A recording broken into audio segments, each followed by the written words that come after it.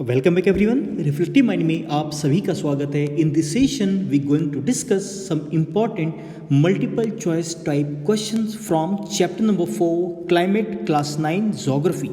Question number 1, monsoon है a wind system with seasonal reversal, एक ऐसा विंड जो सीजन के अकॉर्डिंग अपने डायरेक्शन को चेंज कर लेता है। समर सीजन की बात करें साउथ वेस्ट और विंटर सीजन की बात करें north east. So southwest monsoon in the summer and northeast monsoon in the winter. Number 2, a type of climate. Monsoon अपने सीजनल फेनोमेना या रिवर्सल डायरेक्शन के कारण पूरे के पूरे इंडियन क्लाइमेट को एक मॉनसूनी क्लाइमेट में कन्वर्ट करता है और उसके each economic, political, social activity तक को वो क्या करता है, इन्फ्लुएंस करता है। So the right answer option number C, both. Question number next, which of the following statement is correct? इनमें से कौन सा स्टेटमेंट करेक्ट है? Coastal areas experience more contrast in temperature conditions. अगर बात करें कोस्टल एरिया में, तो कोस्टल एरिया में टेम्परेचर की एक्सट्रीम कंडीशंस हमें देखने के लिए नहीं मिलते हैं। वहाँ पे हमें उसका मॉडरेटिंग इफेक्ट देखने के लिए मिलता है। टेम्परेचर की extreme conditions, too much hot, too much cold and scanty in the rainfall हमें कोस्टल रीजन में ना मिलकर हमें इंटीरियर रीजन में देखने के लिए मिलता है, जिसे कॉन्टिनेंटैलिटी और कॉन्टिनेंटल टाइप ऑफ क्लाइमेट भी हम कई बार कहते हैं। Increase in rainfall generally from west to east in the northern plains. अगर हम इंडिया के नॉर्दर्न प्लेन्स को देखें तो जैसे ही नॉर्दर्न प्लेन्स से आप ईस्ट टू वेस्ट की ओर जाते हैं तो ईस्ट टू वेस्ट की ओर शिफ्ट करने के साथ ही समुद्र से डिस्टेंस बढ़ने के साथ ह्यूमिडिटी वेस्ट साइड की ओर जाते हुए कम हो जाती है और रेनफॉल का अमाउंट भी कम होता जाता है। तो ईस्ट से वेस्ट की ओर रेनफॉल का अमाउंट कम होता है, लेकिन अगर हम इसके वाइस वर्सा को देखें तो वेस्ट से ईस्ट की ओर जाने के बाद अमाउंट ऑफ रेनफॉल हमें इंक्रीज होता हुआ नॉर्दर्न प्लेन में हमें दिखता है। So option number B right है। ऑप्शन नंबर सी को देखें, seasonal contrast are less in interior. Seasonal contrast interior में या कॉन्टिनेंटल इंटीरियर में लेस नहीं होता है, सबसे ज़्यादा होता है। तो option number A, option number C is wrong. So as per this correct statement question, the right answer option number B, increase in rainfall generally from west to east in the northern plains. Next one assertion reason का question है और इस प्रकार के questions को समझने के पहले सबसे पहले आप एजर्शन और रीजन को ध्यान से पढ़िए जो स्टेटमेंट के फॉर्म में होता है। और अगर दोनों स्टेटमेंट अपनी जगह सही है, as an assertion and as a reason, तो आपको सी और डी में से किसी भी पॉइंट को कंसीडर नहीं करना है, बिकॉज ऑप्शन सी और डी में से एक न एक स्टेटमेंट रॉन्ग होता है, चाहे वो ए रॉन्ग हो चाहे वो आर रॉन्ग हो। अब अगर दोनों स्टेटमेंट सही हैं, फिर आपको देखना है कि एजर्शन रीजन या रीजन हमारे एजर्शन को logically satisfy, logically justify, logically उससे चीज़ों को जोड़ के कनेक्ट करके देख पा रहा है या नहीं। सबसे पहले आप एजर्शन को पढ़ें। Indian subcontinent experience comparatively milder winter as compare to central Asia. India में सेंट्रल एशिया के कंपैरिजन में अगर हम देखें तो विंटर सीजन थोड़ा सा सम होता है, ज़्यादा एक्सट्रीम लाइक सेंट्रल एशिया नहीं होता है, ये एजर्शन कह रहा है। इसके रीज़न को देखें, the tropic of cancer passes through the middle part of the country. Tropic of cancer India के सेंट्रल पार्ट से गुजरता है, आर बिल्कुल सही है। और इंडिया में सेंट्रल एशिया के कंपैरिजन में ठंड कम होती है, ये भी सही है। लेकिन ठंड कम क्यों होती है? क्योंकि हिमालय एज अ ओरोग्राफिक और रिलीफ बैरियर सेंट्रल एशिया के विंट्री विंड्स को इंडिया में एंटर करने से रोक देता है। ये इसका एक ऑप्टिमल रीजन एजर्शन को जस्टिफाई करते हुए होना चाहिए। तो यहाँ पे ए भी सही है, आर भी सही है, लेकिन tropic of cancer passes through the middle part of the country, ये रीजन को, ये एजर्शन को, सॉरी नॉट रीजन को जस्टिफाई नहीं कर रहा है। So as per this question the right answer option number B, both A and R true, but R is not the right explanation of A, option number B. Next one, which of the following pair is not correct? कौन सा pair इसमें correct नहीं है? इसका मतलब क्या है? ये इनकरेक्ट पूछा जा रहा है क्वेश्चन में। ऑप्शन नंबर फर्स्ट को देखें, sub tropical high pressure to equatorial low pressure trade wind. Sub tropical high pressure और हॉर्स लैटिट्यूड से इक्वेटोरियल लो प्रेशर की ओर ब्लो करने वाले विंड को ट्रेड विंड्स कहते हैं, बिल्कुल सही है। ऑप्शन नंबर बी को अगर आप देखें, ITCZ shift northward in the summer season. ITCZ जिसे कई बार थर्मल इक्वेटर, मॉनसून ट्रफ भी कहते हैं, जो समर में हमें नॉर्थवर्ड शिफ्ट होता हुआ प्रेशर बेल्ट के शिफ्टिंग के कारण दिखता है। ऑप्शन नंबर सी को देखें, sub tropical westerly jet most unstable jet stream. सब ट्रॉपिकल वेस्टर्ली जेट जिसका पोजीशन हमें समर में हिमालय के नॉर्थ में दिखता है और विंटर में हिमालय के साउथ में दिखता है, लेकिन थ्रू आउट द ईयर ये फ्लो करता रहता है या बहता रहता है, इसलिए सबसे स्टेबल जेट स्ट्रीम हम सब ट्रॉपिकल वेस्टर्ली जेट को मानते हैं। यही स्टेटमेंट यहाँ पे क्या है, रॉन्ग है। Subtropical westerly jet is not unstable, it's most stable और the static jet stream across globe. And option number 4 को देखें, Coriolis force deflecting force caused by the earth rotation. So as per this question की बात करें, so option number C is not right. क्यों? क्योंकि jet stream जो westerly jet subtropical है वो स्टेबल जेट है रेदर देन वो unstable jet.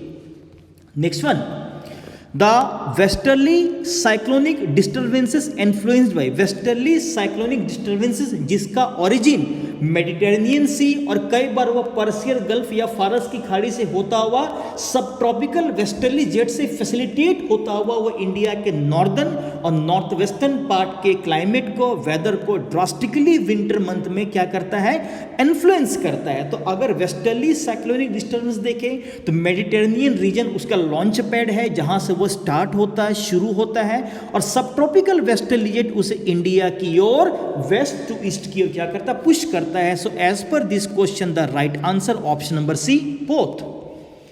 Question number next, normal lapse rate का मतलब क्या होता है? नॉर्मल लैप्स रेट का मतलब पहले समझिए क्या होता है। आपको पता है the ultimate power of the energy in our universe is the sun, और सन से अर्थ की ओर जो लाइट आती है, जो एनर्जी आती है, उसे इंसोलेशन कहते हैं, सोलर एनर्जी कहते हैं, या कई बार इनकमिंग सोलर रेडिएशन भी कहते हैं। और हमारा एटमॉस्फेयर इसके बहुत ही छोटे अमाउंट को एब्जॉर्व करता है, लेकिन अर्थ इस इंसोलेशन को रिसीव करने के बाद दोबारा लॉन्ग वेव के फॉर्म में इसे अर्थ की ओर या अर्थ से होते हुए सन की ओर, कुछ यूं कहें, इसे दोबारा रेडिएट भी करता है, जिसे टेरेस्ट्रियल रेडिएशन और कई बार अर्थ रेडिएशन भी कहते हैं। और हमारा एटमॉस्फेयर इस अर्थ रेडिएशन को मोस्ट ऑफ द पार्ट को क्या करता है, एब्जॉर्व करता है। तो इसके द्वारा what I am trying to say here कि एटमॉस्फेरिक हीटिंग और cooling starts from the lower parts of the atmosphere rather than the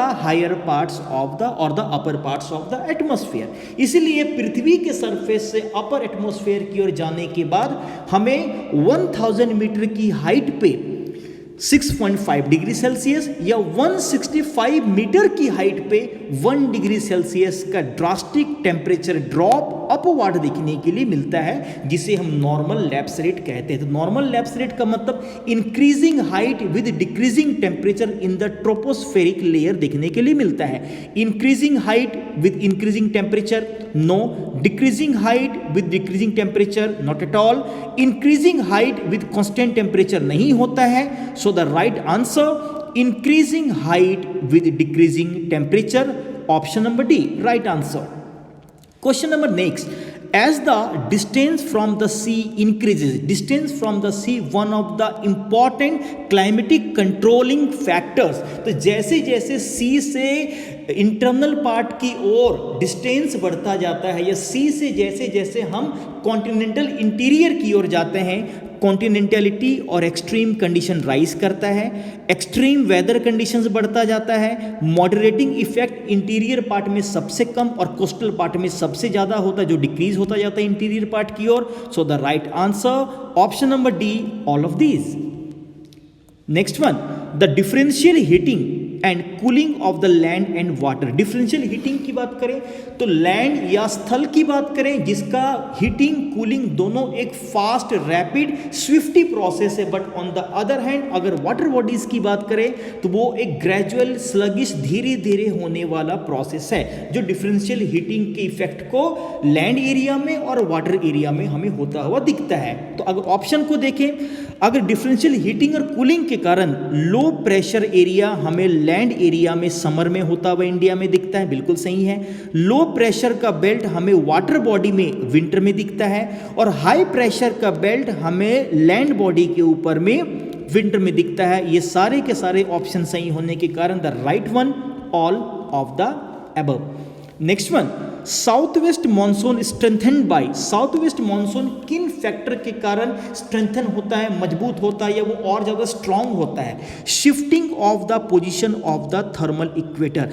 ITCZ के समर में नॉर्थवर्ड शिफ्ट करने के कारण वो इंडिया के ऊपर में शिफ्टिंग होते ही वहाँ पे थर्मल लो प्रेशर के बेल्ट को डेवलप करता है और adjoining water bodies high pressure को डेवलप करते हुए एक हाई से लो की ओर हमें साउथ वेस्ट मानसून का हमें कहीं ना कहीं डेवलपमेंट होता हुआ दिखता है।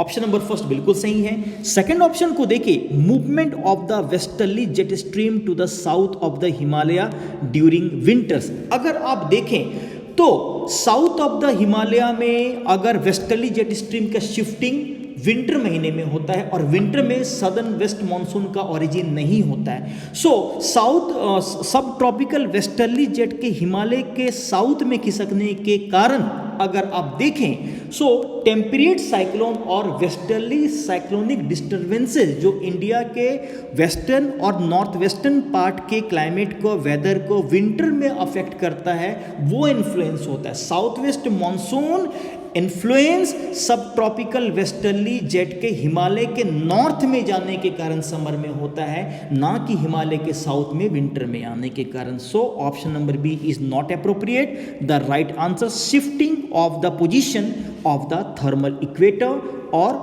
ITCZ। Question number next, which of the following statement is incorrect. कौन सा स्टेटमेंट इनकरेक्ट है या गलत है? Southwest monsoon winds gather moisture and bring widespread rain over the mainland of India। बिल्कुल सही है। North easterly winds carry very little moisture as they originate and blow over the land। North east monsoon dry क्यों होता है? क्योंकि north east monsoon ठंड के दिनों में वो सेंट्रल एशिया से Bay of Bengal Arabian Sea Indian Ocean की ओर चलती है और हाई प्रेशर का सोर्स लैंड होने के कारण मॉइस्चर उसमें कम होते हैं। But on the other hand south west monsoon में हाई प्रेशर का सोर्स अगर Bay of Bengal Arabian Sea Indian Ocean की बात करें, वाटर बॉडी होने के कारण साउथ वेस्ट मानसून मॉइस्चर या ह्यूमिडिटी उसमें ज़्यादा होने के कारण वो वाइड स्प्रेड रेनफॉल का कारण बनता है। There is very intense low pressure in the tropical cyclone. Tropical cyclone का मतलब ही होता है उसके सेंटर में इंटेंस हीटिंग के कारण लो प्रेशर का बेल्ट डेवलप होता है, लो प्रेशर का सेंटर डेवलप होता है और एडजॉइनिंग एरिया में हाई प्रेशर होता है और हाई से लो की ओर साइक्लोनिक या साइक्लिक तरीके से कोरिलेसिस फोर्स के कारण विंड अगर चक्कर काट काट के आती है। सो अगर हम देखें तो यहाँ पे कौन सा स्टेटमेंट इनकरेक्ट है? सारे के सारे स्टेटमेंट करेक्ट हैं, कोई भी स्टेटमेंट इसमें इनकरेक्ट नहीं है। So the right answer is none of the above, option number first. इस डिस्कशन में इतनी ही बातें। I hope chapter number 4 climate के in important multiple choice type questions के डिस्कशन से क्लाइमेट के चैप्टर को, उसके कंसेप्ट को और उनके बारीकियों को समझने में आपके लिए आसानी रहेगी। आने वाली वीडियो में हम कुछ और इंपॉर्टेंट क्वेश्चन के साथ आएंगे। तब तक रिफ्लेक्टिव माइंड के साथ आप बने रहिए। Thank you so much and happy learning.